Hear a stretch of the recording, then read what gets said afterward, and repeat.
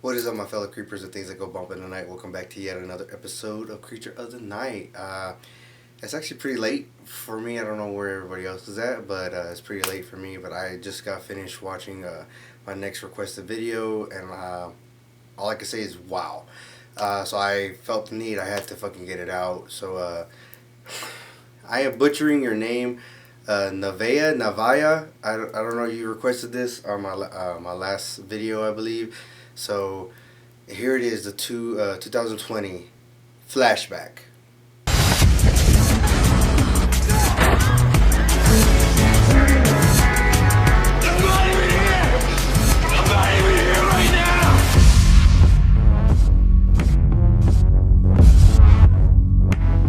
So I hope this is the correct one because I know we were talking a little bit in the comments, trying to pin down because when I punched this film up, a lot of movies came up, so I didn't really know which one. But you said it was recent, so this is the most recent one I could find. So hopefully it's the right one. But wow, all I can say is kudos to you. It's not a horror, but I do thrillers and stuff like that.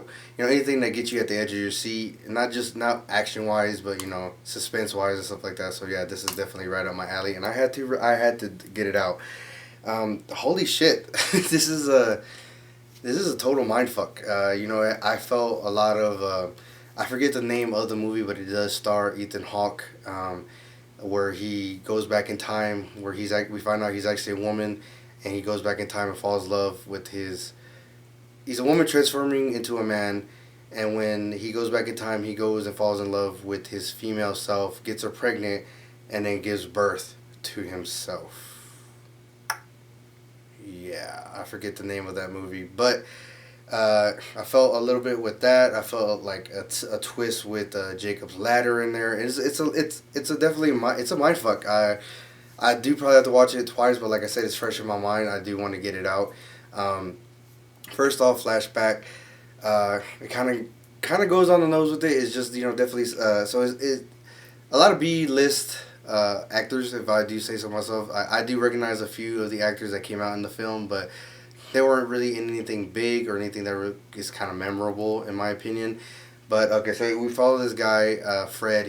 And we follow him through. Well, when we first introduced him, he's going in for a job interview. He's just starting a new job in like a big old corporate building, and we found out his mother actually has Alzheimer's, and she's like it's pretty close to where she's gonna pass away. So he's having a lot of conflict with that. He's having conflicts with his girlfriend, and like something happens where he's stuck in traffic. He goes down an alleyway and he sees a person that kind of like initiates flashbacks. He starts having flashbacks to when he was in high school, when he was a baby, times with his mom and stuff like that. But we soon find out like there's much more to these flashbacks than what they're intending. Like we're seeing like we don't know what exactly, but like any high schooler, they don't know what they want to do in life. They experimenting with drugs. I'm not saying that all high schoolers do that, but it's something that's very common, and it kind of expands his mind. Now again, like this, I don't know how long this review is gonna be because it's a lot. The movie's not that long. It's only like an hour and 40 minutes, and that's like the norm for nowadays movies. But they crammed a lot in there, and you really do. You cannot be on your phone. You have to be. Your eyes have to be glued to the screen the entire time to watch and notice what the fuck is going on. Because it's a lot. But it's heavy. With that we see that he starts struggling with these flashbacks because he's trying to find this girl named Cindy, and nobody really remembers, even with the clique that he ends up hanging out with in high school. Like nobody really remembers what happened to her after this big old party, and they took this drug, mercury, short merc. So like and they took the purest form because what they were taking up to lead to this moment was diluted stuff. Like most drugs out there, it's not the purest of stuff. So when they do this, nobody knows what happened to her after the party. They just really don't. Like it's kind of like even when he reconnects now when he's hunting down his friends, like nobody really remembers. Nobody knows anything past that night. They remember what led up to that night, and then after taking the drug and leaving, like not even leaving the house, they just kind of remember waking up in their bed and this is the situation. So, but this is he's a visual artist. He likes to draw, but he works in a corporate office, so whatever. Didn't follow his dreams, or I guess you could say.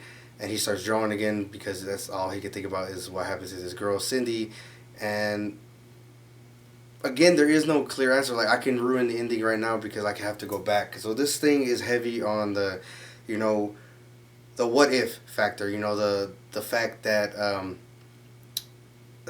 time, you know, that saying time doesn't exist. You know, clocks exist. You know, it the power it has, it's heavy on the like the power of the mind of what, you know, that we haven't unlocked all of our brain, and if we do, who knows what the hell happens. Again, the what if. It's really insane because with this drug, it seems to unlock, in my opinion. Again, this is all from my point of view. This is what I got from the films, or you know, maybe you differ from it when you watch it, or whatever, or maybe you got a different sense from it after watching it. Who knows? But you know, it kind of, for me, it kind of seems like you unlock the mind because now, like, time travel is possible. You know, time is not real again. You know, and holy shit, it's just, it's a lot. Like, I'm not even like my full bubbly self. Not that I'm not tired or anything. It's just it really is like a mind fuck. It's just crazy. You know, I got that. Like I said, Jacob's Ladder kind of feel, that movie with Ethan Hawke. Don't remember the name. Pretty fucking crazy. A Requiem with the Dream type of situation too. It's just all kind of rolled into one, where we control the outcome. Again, we are in control of our choices, but we are now living the life that we live because of the choices we make. And it's that thing where if we could go back and, you know, change certain things, would you do it? Could you, you know, if we could do it, would you do that, knowing what you know now? And that's what this one does. And he finds out, like, that she didn't necessarily disappear, but she was living through multiple lives. Like, she says, she's like, I've looked into the eyes of many, like, hundreds of grandkids, and then in one of them they end up together, and she's telling him to follow me, and, you know, he goes down that rabbit hole with her. Instead of walking away like he did in high school, he kisses her, he holds her hand, or he follows her down the fire escape to, you know, to ditch class, whatever. And it shows that, you know, they actually had a good life. You know, they traveled the world. And even when we're seeing this possibility, these choices of him ending up with her, they're still showing different possibilities of how they're just wandering the world. You know, that their travels and the different stories that branched off of. And then we see the possibility, you know, of him, like, what the ultimate choice was. Because, again, with all these flashbacks that he's having, he's visualizing this kind of twisted and demented face that's like I don't want to say tormented him, but it's like it's scaring him back to where he's kind of coming back to his regular life. And we find out later that it's his mom, and it's the different, like, the reason it's all misshaped is because he's picturing her when she was trying to, you know, steer him and be a parent and steer him into the right direction.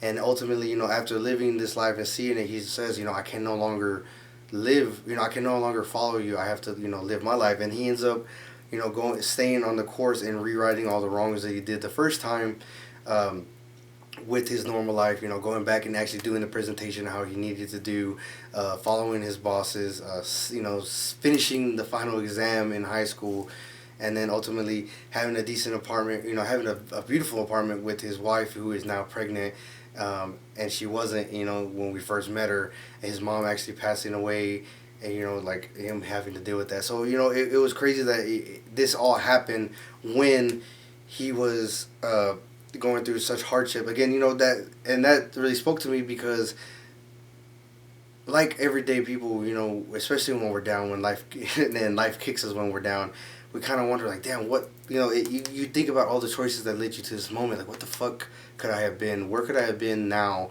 You know, could I have succeeded in my dream? You know, and I've thought about that a lot lately, especially after 2020, going into 2021. You know, could I have been further in my career if I haven't made the choices that I have made? So, yeah, you know, it's a lot. Like, I'm actually speechless. It was a damn good movie. It gets, you know, 2 thumbs up, 10 out of 10 for me. It's a mind fuck, guys. You do have to watch it. I recommend watching it. I believe I saw it on Amazon Prime. I think I had to rent it, actually. But it's a must see for sure. Like, it's just wow. You know, I felt like I'm high from watching the movie. I haven't felt like this since I watched The Doors, you know, with Valley Kilmer's playing Jim Morrison. But it definitely opened up my mind, you know, And of course, I've always thought about that. That's ever since I saw that saying. Time doesn't exist, clocks exist. And then it lingering on that that our parents are still, no matter what choices they're still in the back of our mind, and they're still steering us, even if they're gone, passed away, or whatever. We're in our own apartment, our houses, and running our own family. Our parents are still back there, teaching us, even though they don't know it, and it touched on heartstrings, and it was so beautiful. Especially because I do have my dad around, per se, but I grew up with my mom, and she showed me, and she kind of made me the man I am today. So the mother is the name of God, mother is a name for God on the lips and hearts of all children, and I heavily believe that.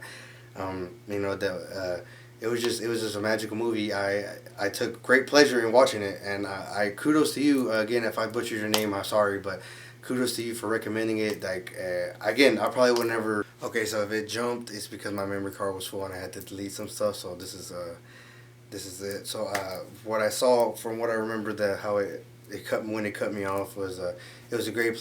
I took great pleasure in watching the movie. It was definitely mind opener. Definitely opened my eyes. I'm already woke, and that just made me woke even more.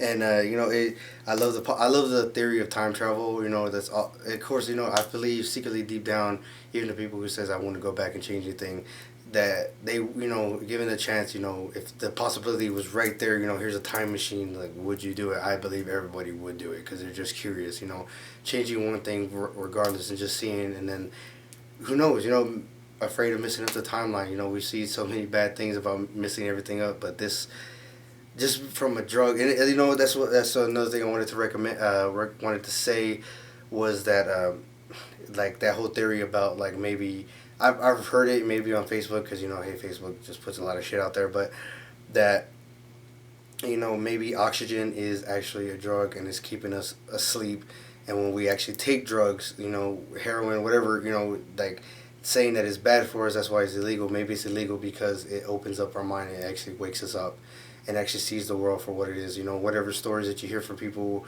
when they're high, and whatever they see, whatever they experience, it's always like something different from what we see in our reality. Obviously, because it alters our mind or whatever. Maybe it's not altering our mind. Maybe it's just clearing out all the shit that we got, because the media or the oxygen or whatever the government is shoving down our fucking throats, and they want us to stay asleep.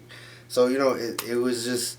It was again, I said it before, it was a great pleasure watching the movie, and I definitely will get it on Blu-ray, guys. I highly recommend it.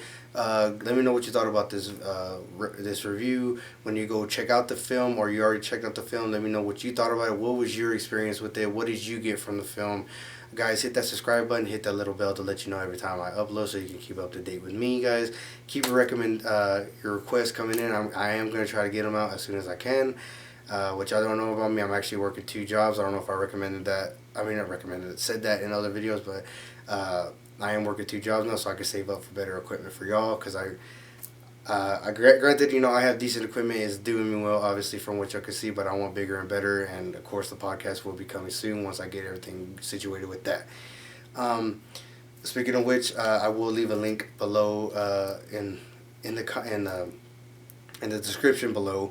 The link to my buddies, Jesus, shout out to the Spektre, I hope I'm saying that right, studios. He actually invited me on there to do a podcast about Fear Streets, which is on Netflix, all 3 parts, and we talked about it, and it was just badass, man. It was a great pleasure having me on. Like, thank you for having me on there, and I hope we could do it again, bro. But I will, and obviously on here I will be doing Fear Streets of my own review. So maybe I'll do it in 3 videos. Maybe I'll just do it in 1 video. Who knows? But keep your eye out for that. Again, Navaya. Again, I apologize if I'm butchering your name, but hopefully you like this video, and hopefully you stick around. Again, you should know how I am if you see my videos, that I can't pronounce fucking names. So hey, whatever. But guys, go check it out, and always remember, if you're not sinning, you're not having fun, guys. Beware the moon, guys.